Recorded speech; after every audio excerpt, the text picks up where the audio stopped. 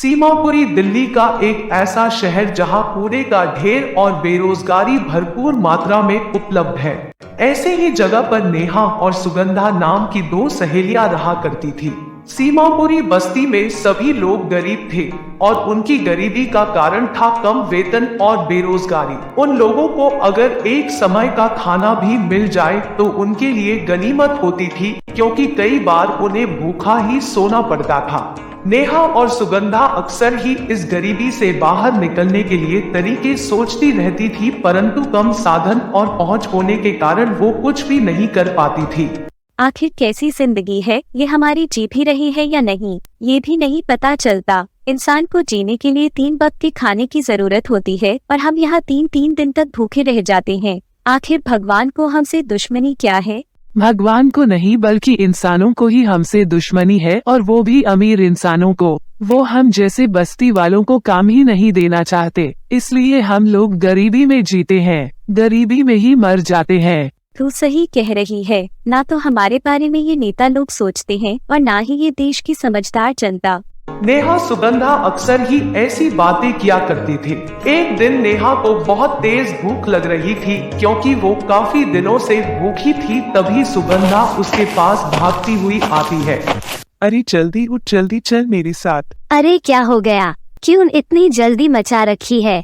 वैसे ही मैंने इतने दिनों से खाना नहीं खाया, यहाँ खड़े होने की हालत नहीं है और तू जल्दी चलने की बात कर रही है। अरे तेरी भूख का ही इलाज लेकर आई हूँ। मैं कुछ समझी नहीं। अभी जब मैं अमीरों की बस्ती में कचरा बिनने गई थी, तभी मैंने देखा कि वहाँ किसी सेठ की यहाँ पर बड़ी दावत चल रही है, और शायद अभी भी चल रही होगी। इतने लोगों की भीड़ में हमें कोई नहीं पहचानेगा और हमें खाना खाने के लिए मिल जाएगा। बस तू चल जल्दी मेरे साथ। खाने का नाम सुनकर नेहा के अंदर अलग ही जोश आ जाता है और वो सुगंधा के साथ जल्दी से उस जगह पर पहुंच जाती है। वहाँ सच में ढेर सारा खाना था। इतना सारा खाना देखे हुए तो बरसों हो गए। ये खाना कितना स्वादिष्ट लग रहा है। जल्दी जल्दी सब कुछ प्लेट में भर लेते हैं। जितना खाया जाएगा ठीक है, और बाकी जो बचेगा वो घर ले जाएंगे।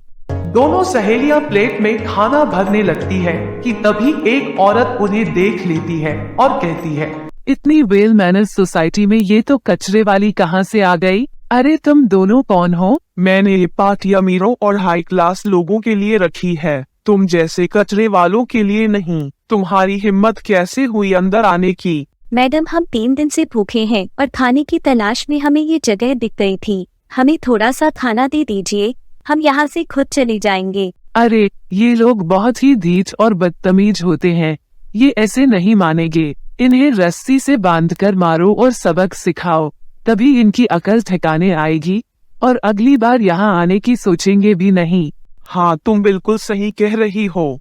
इसके बाद सेठानी के नौकर नेहा और सुगंधा दोनों को बांधकर उनकी काफी पिटाई करती हैं और उसके बाद उन्हें वहां से भगा देते हैं।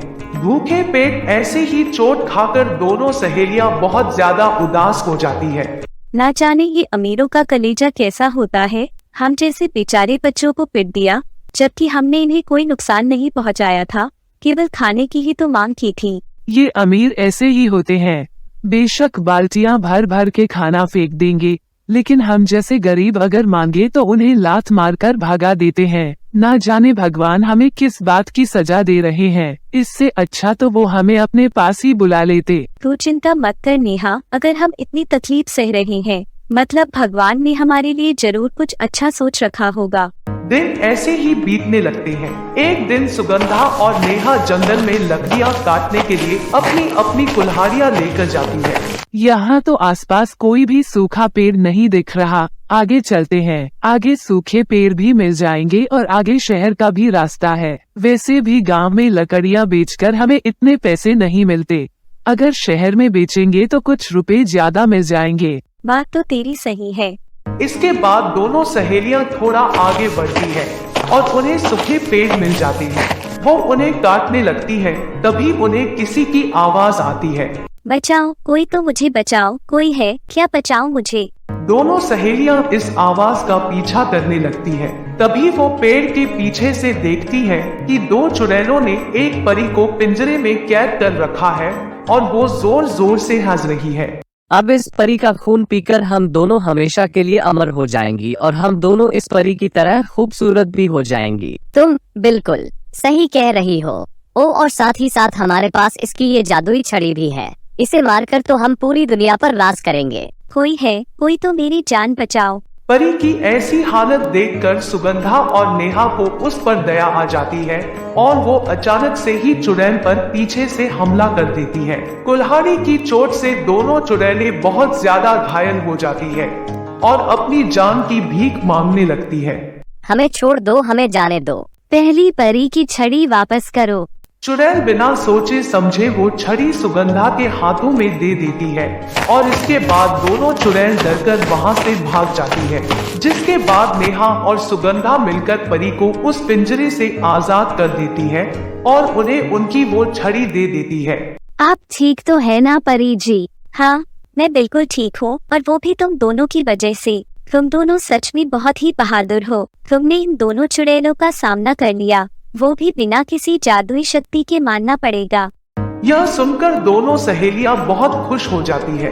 तभी नेहा परी से पूछती है, वैसे आप तो परी है, आपके पास इतनी सारी शक्तियाँ होंगी, फिर आप इन दोनों चुड़ैलों की कैद में कैसे आ गई? मैं वन विहार की परी लोक से धरती लोक पर आई थी और मेरी सारी शक्तियाँ मेरी जादुई छड़ी में बसती है। इन दोनों चुड़ैलों की नजर मुझ पर थी। अचानक एक पेड़ पर मेरी छड़ी फंस गई और वो मेरे हाथ से छूट गई, और वो मौका देखते ही इन लोगों ने मुझे कैद में बंद कर दिया और मेरी छड़ी मुझसे छीन ली। परंतु तुमने आकर मेरी जान बचा ली, नहीं तो ये दोनों मुझे बस मारने ही वाली थी। ये तो हमारा फर्ज बनता है परी। मैं तुम दोनों से बहुत ही ज्यादा खुश हूँ। बताओ तुम्हें क्या चाहिए? परी जी, हमारी बस्ती गरीबी से भरी पड़ी है। हमारी बस्ती में हर कोई गरीब है और गरीबी के कारण दुखी भी है। किसी को एक टाइम का खाना मिल पाता है तो किसी को वो भी नहीं।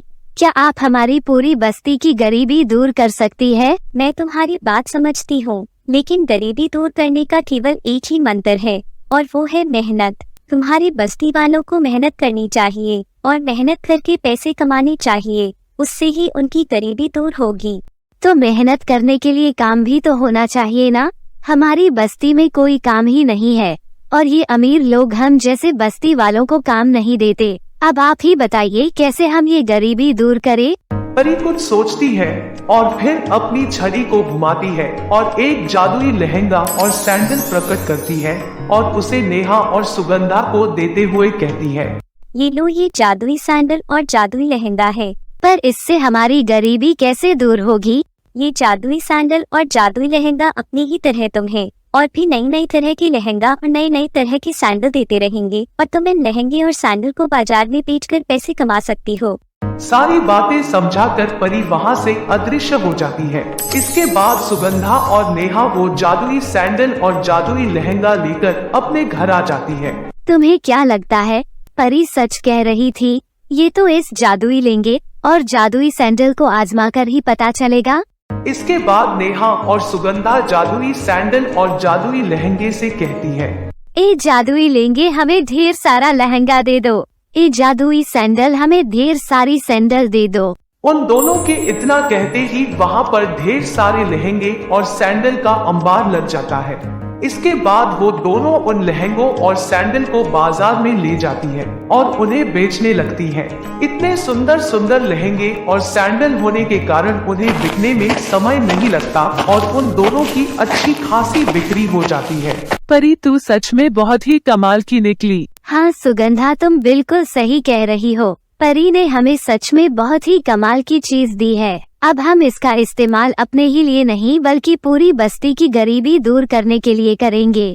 इसके बाद धीरे धीरे पैसे इकट्ठे करके सुगंधा और नेहा कपड़ों की एक होलसेल दुकान और फैक्ट्री खरीद लेती है, जिसमें वो अपने सभी बस्ती वालों को रोजगार दे देती है। उनके कपड़े और सैंडल की क्वालिटी अच्छी होने के कारण उनका सामान काफी अच्छे दामों में बिकने लगता है। साथ ही साथ उनके डिजाइन नए होने के कारण मिडिल क्लास से लेकर अमीर लोग भी उन्हें खरीदने लगते हैं और इस तरह सुगंधा और नेहा मिलकर उस जादुई लहंगा और जादुई सैंडल की सहायता से अपनी पूरी बस्ती को गरीबी से बाहर लाने की एक जंग छेड़ते हैं और साथ ही साथ उस परी का भी धन्यवाद करते हैं।